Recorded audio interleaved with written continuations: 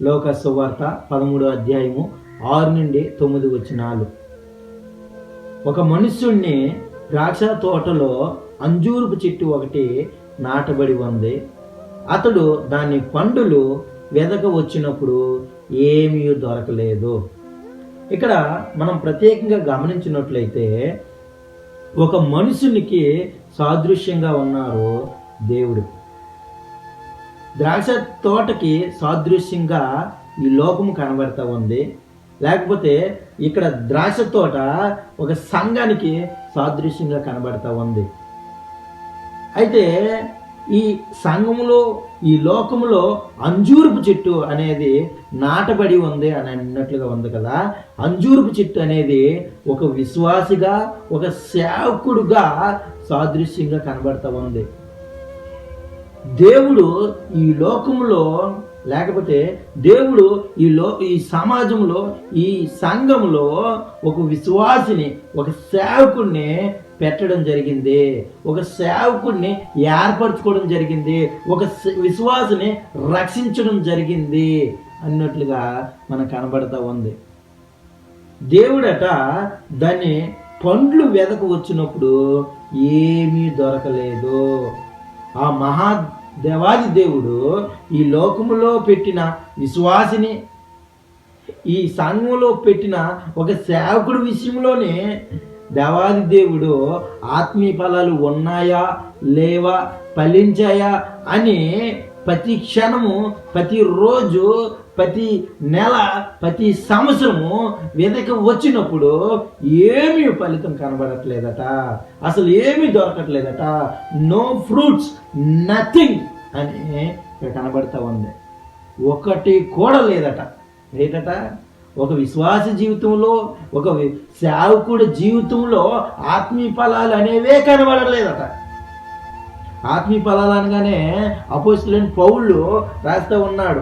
గలతీలు 5వ అధ్యాయము 22వ వచనంలో ఆత్మీయ ఫలాలు ఏమనగా ప్రేమ, సంతోషము, సమాధానము, దీర్ఘశాంతము, దయాళత్వము, మంచితనము, విశ్వాసము, సాత్వికము, ఆశానిగ్రహము. నిజంగా ఈ లోకంలో, లేకపోతే ఒక సంఘంలో ఒక విశ్వాసిని కనిపెట్టినప్పుడు, ఒక సేవకుడిని కనిపెట్టినప్పుడు దేవుడు ప్రత్యేకంగా వచ్చి వెతికినప్పుడట విశ్వాస జీవితంలోనే ఆత్మీయ ఫలాలు కనబడలేదట. ఒక సేవకుడి జీవితంలో కూడా ఆత్మీయ ఫలాలు ఒకటి కూడా కనబడలేదు. అది గొప్ప ఆశ్చర్యానికి గురి చేసింది. నిజంగా దీన్ని బట్టి మన జీవితంలో ఎలా జీవిస్తూ ఉన్నాం, ఆత్మీయ జీవితంలో ఎలా ఉన్నామో ఇప్పుడు అర్థమవుతా ఉంది. మనం నిజంగా ఎంత దౌర్భాగ్య స్థితిలో ఉన్నామో ఇప్పుడు మనకి అర్థమవుతా ఉంది. ఫలించిన వారిగా, ఎవరికి ఉపయోగపడేవారుగా లేము. దేవునికి మహిమగా, దేవునికి పనికొచ్చే పాత్రగా మనం ఇక్కడ కనబడట్లే. నిజంగా ఆ దేవాది దేవుడే మన సంఘంలోనికి వచ్చి, లేకపోతే ఈ లోకంలోనికి వచ్చి ముందుగా ఏర్పరచుకున్న మనల్ని, ముందుగా సేవలోకి పిలిచిన మనల్ని పరిశీలన చేస్తే మనలో ఏ ఒక్క ఆత్మీయ ఫలం కూడా కనబడట్లేదు. అంటే ఎంత దౌర్భాగ్యంలో ఉన్నామో, ఎంతగా ఫలించిన వారిగా ఉన్నామో, దేవునికి మహిమగా జీవించలేని వారిగా కనబడుతూ ఉన్నాం. ఈరోజు ప్రత్యేకంగా మనం గమనించాలా, మన ఆత్మీయ జీవితంలో ఫలాలు లేని వారిగా ఉన్నాము. మన భక్తి జీవితంలో, సేవా పరిచర్యలో ఫలము లేని వారిగా ఉన్నాం. మనం ఫలించకన్నా ఇతరులు ఫలించాలని ఒక విశ్వాసిగా ఉప్పుగా, వెలుగ్గా లేని మనము అనేక మందికి ఉప్పుగా, అనేక మందికి వెలుగ్గా ఉండడం కష్టం. ఒక విశ్వాసుగా, ఒక సేవకుడిగా మన జీవితాల్లో ఆత్మీయ ఫలాలు ఫలించకపోతే, మనలో ఆత్మీయ ఫలాలు లేకపోతే అనేక మందిని ఎలా ప్రేమించగలము, అనేక మందిని ఎలా సంతోషపరచగలము, ఎలా మనం అనేక మందిని సమాధానపరచగలము? ఇవి ఆత్మీయ ఫలాలు కాదా? ఇదంతా ఇప్పటి వరకు మనం జీవించిన జీవితం, ఆత్మ ఫలాలు లేని జీవితం, ఇదంతా ఒక నటన జీవితంగా కనబడతా ఉంది. ఇదంతా డ్రామా. నువ్వు సంఘంలోనికి వచ్చి అది చేస్తూ ఉన్నావు, ఇది చేస్తూ ఉన్నావు. సమయం వచ్చినప్పుడు నీ జీవితంలో, నీ ఆత్మీయ జీవితంలో, నీ భక్తి జీవితంలో, మన భక్తి జీవితంలో ఆత్మీయ ఫలాలు కనబడవలసిన సమయంలో కనబడకపోతే ఎంత ప్రమాదము, ఎంత ఘోరమో, ఎంత దౌర్భాగ్యమో కదా. మనం దేనికి పిలువబడ్డాం? మన జీవితాల్లో ఆత్మీయ ఫలాలు ఫలించాలనే కదా పిలువబడ్డాం. మన ఆత్మీయ జీవితంలో ఆత్మ ఫలాలు అనేక మందికి దీవెనగా, అనేక మందికి మేలుగా ఉండాలనే కదా మన జీవితాల్లో ముందుగా ఏర్పరచబడ్డాం. ఒక విశ్వాసిగా, ఒక సేవకుడిగా ముందుగా ఎందుకు పిలువబడ్డాము అంటే మనం ఫలించి అనేక మందిని ఫలించాలనే కదా. ఈరోజు అలా లేవు. దేవుడే మన సంఘంలోనికి, ఈ లోకంలోనికి విశ్వాసనైనా నిన్ను నన్ను, ఒక సేవకుడినైనా నిన్ను నన్ను పరిశీలన చేసినట్లయితే మన జీవితంలో ఏవైనా ఆత్మీయ ఫలాలు ఉన్నాయా లేవని చూసినప్పుడట ఒక్కటి కూడా లేదు, ఒక్కటి కూడా ఫలించలేదట. ఎంత దౌర్భాగ్యం! ఇది చాలా ఆలోచించవలసిన సమయం ఇది. 7వ వచనం చూద్దాం. అతడు, ఇదిగో 3 సంవత్సరాల నుండి పండులు వెతుకుచున్నాను, ఏమీ దొరకలేదు. అక్కడ ఉన్న పనివాడితో యజమానుడు అంతా ఉన్నాడు, నేను 3 సంవత్సరాల నుండి వెతుకుతా ఉన్నాను. ఒక రోజు కాదు, ఒక వారం కాదు, ఒక సంవత్సరం కాదు, 3 సంవత్సరాల నుండి నేను వెతుకుతా ఉన్నాను. ఒక్క ఫలితం కూడా లేదు, ఒక ఫలం కూడా లేదు. ఇంకా ఈయన అభివృద్ధి పొందుతాడేనో, ఇంకా ఫలిస్తాడేనో నాకు నమ్మకం లేదయ్యా. ప్రతిరోజు, ప్రతి నెల, ప్రతి సంవత్సరము ఆ యజమానుడు ఏమైనా ఉంటాయేమో, ఏదైనా ఒక ఆత్మీయ ఫలమైనా ఫలిస్తుందేమో, ఏదైనా ఒక్కసారైనా పండుతుడేమో, పువ్వైనా కాస్తుందేమో, కాయన ఉందేమో అని వెతికి చూసినప్పుడట ఒక్కటి కూడా లేదు. అయితే ఒక విశ్వాసిగా, ఒక సేవకునిగా సంఘంలో, ఈ లోకంలో సిగ్గుపడవాలి ఇప్పుడు మనం. ఎందుకంటే యజమానుడైన దేవాది దేవుడే మన జీవితాల్లో, ఒక విశ్వాసిగా, ఒక సేవకునిగా మన జీవితాల్లో ఆత్మీయ ఫలాలు ఏవైనా ఉన్నాయా అని తేరు చూచినప్పుడు, వెదికినప్పుడు మనలో లేనే లేవాట. అది ఒక వారం కాదు, ఒక నెల కాదు, ఒక సంవత్సరం కాదు, 3 సంవత్సరాల నుండి ఎగైన్ అండ్ ఎగైన్ ప్రతి సంవత్సరము వెతుకుతా ఉన్నాడు. కానీ మన జీవితాల్లో ఆత్మీయ ఫలాలు కనిపించలేదట. అందుకే అంటా ఉన్నాడు యజమానుడు, దీన్ని నరికివేయము, దీనివల్ల ఈ భూమి ఎలా వ్యర్థమవుతుందో, దీని బదులు ఇంకొకరు దాన్ని నాటితే బెటర్ కదా. ఇక్కడ స్థలం వేస్ట్, ఇక్కడ ప్లేస్ వేస్ట్, ఈ భూమి అంత వ్యర్థమవుతుంది, జాగ్రత్త అనే తన దాసుడితో చెప్తా ఉన్నాడు. ఈరోజు ఒక విశ్వాసగా, ఒక సేవకునిగా సంఘంలో, సమాజంలో ఒక ప్లేస్ వేస్టే కదా. ఏ ఉపయోగం లేని, ఏ ఆత్మీయ ఫలం ఫలించని మనల్ని దేవుడు అంటా ఉన్నాడు. ఫలించిన వారిగా ఉంటే మన ఆత్మీయ జీవితంలో, మన భక్తి జీవితంలో, మన సేవా పరిచర్యలో ఏ ఫలితం లేకున్నా, దేవునికి మహిమగా, ప్రజలకి దీవెనగా లేకపోతే దేవుడే అంటా ఉన్నాడు, నీ వల్లే కదా అన్యులు ఎదట నా నామము వ్యర్థమవుతా ఉంది, నీకు తెలుసా? నిజమే. ఈరోజు ఆత్మీయ జీవితంలో మనం ఫలించకపోతే, దేవునికి మహిమగా, ప్రజలకి దీవెనగా మనం జీవించకపోతే అనేక మంది మనం నమ్ముకున్న దేవుడిని వేలం చేయరా? మనం నమ్ముకున్న దేవుడిని చులకన చేయరా? విశ్వాసం అని చెప్పుకొని విశ్వాసం లేకపోతే, భక్తులు అని చెప్పుకొని భక్తి లేకపోతే, ఆత్మీయులు అని చెప్పుకుంటూ ఆత్మీయ ఫలాలు మనలో లేకపోతే మన భక్తి జీవితం వ్యర్థమే కదా.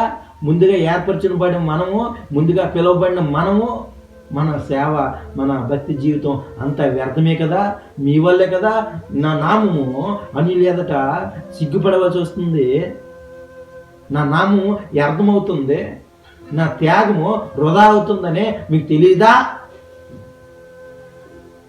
ఇక్కడ 8వ వచనం మనం గమనించినట్లయితే, అయితే వాడు దాసుడు అంటా ఉన్నాడు, అయ్యా నేను దాని చుట్టూ తవ్వి ఎరువు వేస్తాను. దాసుడు అంటా ఉన్నాడు యజమానుడితో, ప్రభువా తవ్వి ఎరువు వేస్తాను ప్రభు అని అంటా ఉన్నాడు. ఈరోజు వండనేం ప్రభువా, ఈ నెల వండనేం ప్రభువా, ఈ సంవత్సరము వండనేం ప్రభువా, నేను తవ్వి ఎరువు వేస్తాను అంటా ఉన్నాడు. దానికి ఉద్దేశం ఏంటంటే, ప్రభువా ప్రార్థన ద్వారా ఫలింపు చేస్తానయ్యా, నువ్వు ఇచ్చిన వాక్యం ద్వారా తనని బలపరిచి ఆత్మీయ ఫలాలు ఫలించేలాగా నేను చేస్తాను ప్రభు అనే నా యజమానునితో దాసుడు అంటా ఉన్నాడట. బైబిల్ స్టడీస్ ద్వారా, గృహ కొడుకుల ద్వారా, ఆదివారం వాక్యం ద్వారా, శుక్రవారం ఉపవాసం ద్వారా ఆయన్ని బలపరుస్తాను, స్థిరపరుస్తాను, ఆత్మీయ ఫలాలు తన జీవితంలో ఫలించేలాగిన నేను చేస్తాను ప్రభువా. ఈరోజు వండనేం ప్రభువా, ఈ నెల వండనేం ప్రభువా, ఈ సంవత్సరానికి ఇలా ఉంచు ప్రభువా, నేను ఖచ్చితంగా తవ్వి ఎరువేస్తాను ప్రభువా, నేను ఖచ్చితంగా ప్రార్థన ద్వారా, వాక్యం ద్వారా బలపరిచి స్థిరపరిచి నేను ఖచ్చితంగా ఆత్మీయ జీవితంలో ఆత్మ ఫలాలు ఫలించేలాగా నేను చేస్తాను ప్రభువా, అవకాశం ఇవ్వు అని యజమానుడితో దాసుడు వేడుకుంటా ఉన్నాడు.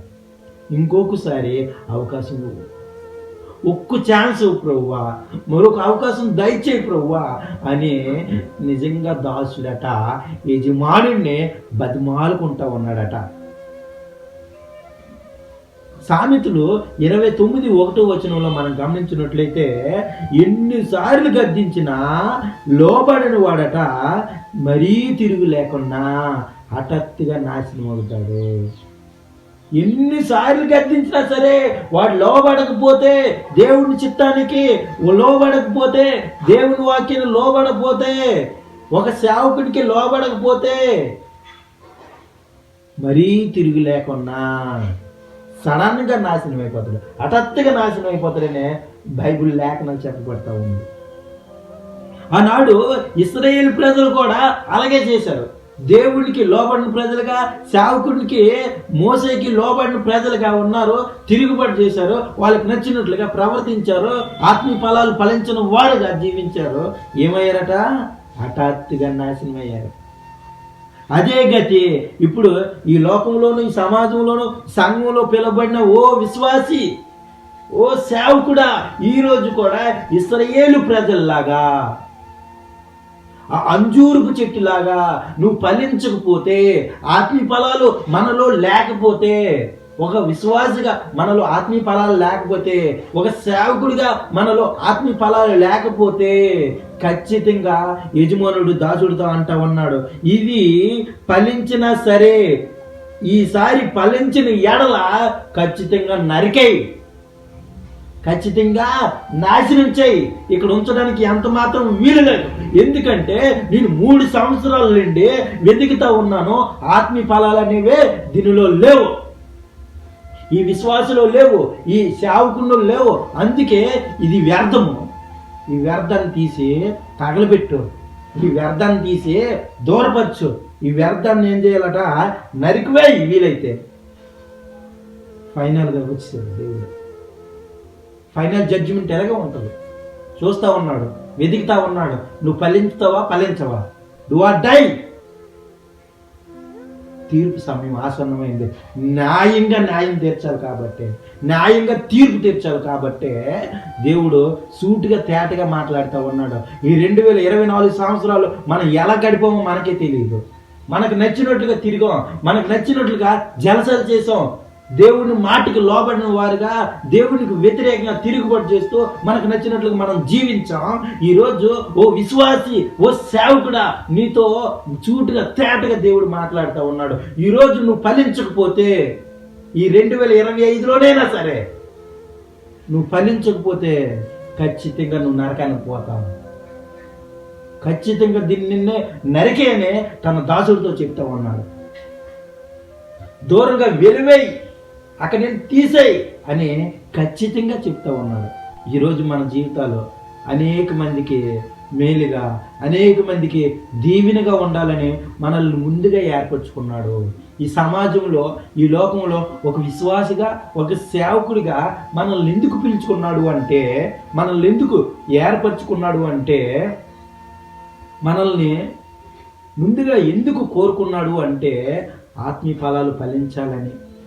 మన జీవితాల్లో ఆయన వెతికినప్పుడు మనలోనే ఆత్మీయ ఫలాలు ఉండాలని, మనలోనే క్రీస్తు ప్రేమ ఉండాలని, క్రీస్తు యొక్క సంతోషం ఉండాలని, సమాధానం ఉండాలని, దీర్ఘశాంతం ఉండాలని, ఇవన్నీ ఉండాలని ఆయన మనల్ని పిలిస్తే, మనల్ని కోరుకుంటే, మనకు నచ్చినట్లుగా దేవుని వాక్యానికి లోబడిన వారిగా దేవునికి తిరుగుబాటు చేస్తూ ఈ లోకంలో, ఈ సమాజంలో, సామ్యంలో మనం ఉంటే ఎంత ప్రమాదమో దేవాది దేవుడు ఈరోజు మనతో మాట్లాడుతూ ఉన్నాడు. ఎంతవరకు మన జీవితాలు ఫలించిన వారుగా జీవిస్తాం. మన జీవితాల్లో ఏమి ఉన్నా ఏమి లేకపోయినా, మన జీవితాల్లో ఆత్మీయ ఫలాలు లేకపోతే మన జీవితం శూన్యం, మన భక్తి జీవితం వ్యర్థం. ఇది గమనించుకోవాలా. ఆత్మీయ ఫలాలు లేని భక్తి జీవితం, ఆత్మీయ ఫలాలు లేని పరిచర్య జీవితం, సేవా జీవితం ఇదంతా శుద్ధ దండగా. నువ్వు ఎంత భక్తి చేసినా, నువ్వు అన్నదానాలు పెట్టినా, లేకపోతే నువ్వు క్రిస్మస్ అని బట్టలు పంచినా, లేకపోతే ఇంకేదో అనాథి పిల్లలకి పెంచి పోషించినా, ఇంకేది చేసినా సరే క్రీస్తు యొక్క ఆత్మ ఫలాలు మనం ఫలించకపోతే నిజంగా శూన్యం. మన భక్తి జీవితం శుద్ధ దండగా, మన సేవా జీవితం శుద్ధ దండగాని మనం గమనించాలి. మరి మన ఆత్మ జీవితం ఎలా ఉందో ఒకసారి పరిశీలన చేద్దాం. మన భక్తి జీవితం, మన సేవా జీవితం ఎలా ఉందో ఒకసారి ఆలోచన చేస్తే ఈ 2024 సంవత్సరాలు ఎలా గడిచిపోయాయో, ఎలా జీవించామో మనలో మనము పరిశీలన చేసుకొని మనలో మనము మార్పు చేసుకోవాలి. ఈ 2025 సంవత్సరంలో అడుగు పెడుతున్న మనము మన భక్తి జీవితం, మన విశ్వాస జీవితం, మన ఆత్మీయ జీవితం, మన సేవా జీవితం ఎలా ఉందో సరి చేసుకోకపోతే ప్రమాదంలో పడినట్లే. నూతన సంవత్సరంలో అడుగు పెడుతున్న మనము ఈ 2025లోనైనా జాగ్రత్త పడుతూ విశ్వాసంలోనూ, ప్రార్థనలోనూ, వాక్యంలోనూ మనం ఫలించేవారుగా, ఆత్మీయ ఫలాలు అనేక మందికి కనపరిచేవారుగా మనం జీవించాలనేదే దేవుని యొక్క ఉద్దేశం. ఇది గొప్ప అవకాశం. ఈ 2025లో ఒక గొప్ప అవకాశం. ఇది గొప్ప తరుణం, యూ టర్న్.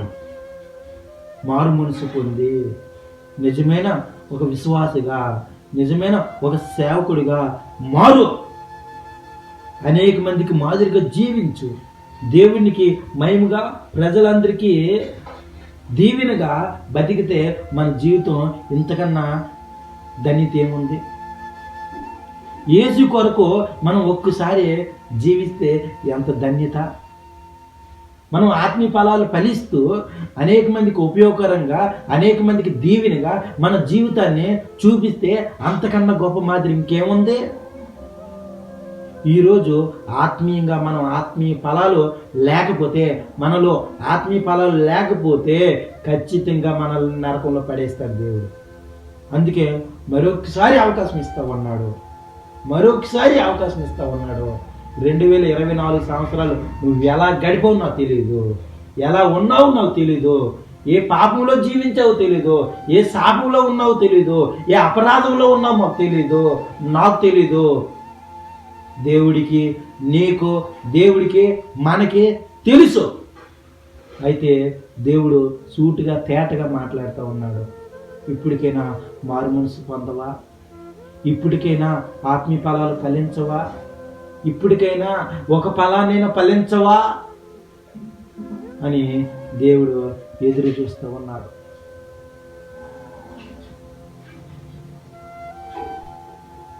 ఈ 2025 సంవత్సరంలో మనం ఆత్మీయంగా, ఆత్మ ఫలాలతో వెదజల్లే వారిగా, అనేక మందికి మేలుగా, దేవుడికి మహిమగా మన జీవితాన్ని సమర్పించుకోండి. ఎందుకంటే మనల్ని ఎంతగా ఫలించాలని దేవుడు ఎందుకు కోరుకుంటా ఉన్నాడు తెలుసా? మనమే ముందుగా పిలువబడిన మనము ఒక విశ్వాసిగా, ఒక సేవకుడిగా సంఘంలోను సమాజంలోను మనమే ఆత్మీయ ఫలాలుగా ఫలించాలని ఎందుకు ఆయన కోరుకుంటా ఉన్నాడని ఎప్పుడైనా ఆలోచించావా?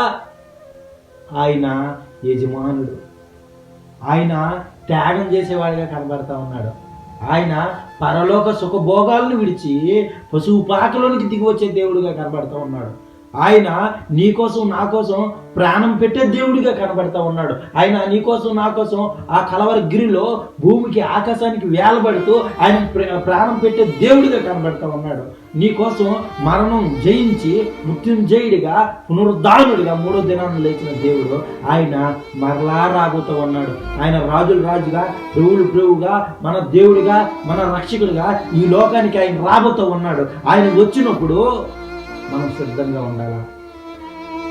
ఆయన వచ్చినప్పుడు మనం చెదిరిపోయేవారిగా, ఆయన వచ్చినప్పుడు మనం తిరుగుబాటు చేసేవారిగా, ఆయన వచ్చినప్పుడు మనం దూరంగా పారిపోయేవారిగా ఉండకూడదని, మనం ఆత్మీయ ఫలాలు ఫలించాలని, క్రీస్తులాగా యేసు ప్రభువులాగా ఉండాలని ఆయన కోరుకుంటూ ఉన్నాడు.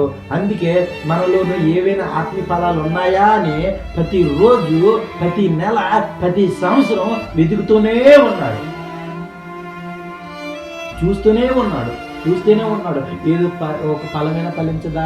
ఈ విశ్వాసులోనే ఫలం ఫలించదా? ఈ సేవకుడిలోనే ఆత్మీయ ఫలం ఉండదా అని ఎదురు చూస్తా ఉన్నాడు. కానీ ఎందుకో ఈ 2025లో మరొకసారి ఛాన్స్ ఇస్తా ఉన్నాడు, మరొకసారి గొప్ప అవకాశం ఇస్తా ఉన్నాడు. ఫలించినా సరే, ఫలించకపోతే ఓ దాసుడా, ఓ సేవకుడా, నరికై నరకంలో పడే అని సెలవిస్తూ ఉన్నాడు. ఆయన ఫైనల్ జడ్జిమెంట్ అలాగే ఉంటుంది. న్యాయంగానే చూస్తాడు ఆయన. అన్యాయం చేసే దేవుడిగా కాదు, ఆయన న్యాయం చేసేవాడిగా కనబడతాడు. మనం తీర్పు దినంలో నిలబడగలమా? ఆత్మీయ ఫలాలు ఫలిస్తూ 30 దొంతులుగా, 60 దొంతులుగా, 100 వంతులుగా ఫలిస్తూ ఆయన ప్రభువా ఇదిగో నేను ఫలించాను అని చెప్పగలమా? ఆయన మనం తెలాలండి. ఈ 2025 సంవత్సరంలో మనం ఫలించిన ఆత్మీయ ఫలాలను చూసి బలా నమ్మకమైన దాసుడా అని పిలవాలా? మనల్ని అలా పిలిపించుకుంటే అంతకన్నా జీవికిరటం ఇంకేముంది? బలా నమ్మకమైన దాసుడా, బలా నమ్మకమైన దాసురాలా అని పిలిస్తే ఎంత గొప్ప భాగ్యమో! యజమానుడే, ఆ దేవాది దేవుడే మనల్ని బలా నమ్మకమైన దాసుడని పిలిస్తే అంతకన్నా భాగ్యం ఇంకేముంది? ఈరోజు ఆలోచించాము. ఈ 2025 సంవత్సరంలో, నూతన సంవత్సరంలో మనం అడుగు పెడుతున్న మనము ఆలోచించాము. మన జీవితాల్లో, మన భక్తి జీవితంలో, మన విశ్వాస జీవితంలో, మన సేవా జీవితంలో ఆత్మీయ ఫలాలు ఫలించేవారిగా ఉండాలని దేవుడు ఆశపడుతూ ఉన్నాడు, దేవుడు కోరుకుంటూ ఉన్నాడు. ఆలోచించేసి ఇప్పటికైనా నిజమైన మారు మనసు పొంది పాప క్షమాపణ పొంది పరిశుద్ధులుగా, ఆత్మీయ ఫలాలు ఫలించేవారిగా, 30 దొంతులుగా, 60 దొంతులుగా, 100 వంతులుగా వరుదులతో అనేక మందికి దీవెనగా, దేవుడికి మహిమగా మన జీవితాలు సమర్పించుకుందాం. బతితే క్రీస్తు చావిత లాభం అన్నట్లుగా బతుకుదాం. ఇంతకన్నా భాగ్యం ఇంకేముంది? క్రీస్తులాగా మనం బతుకుదాం, క్రీస్తు కొరకు మనం బతుకుదాం, ఈ క్రీస్తుతో మనం బతుకుదాం. ఇంతకన్నా భాగ్యం ఇంకేముంది? ఆలోచించండి.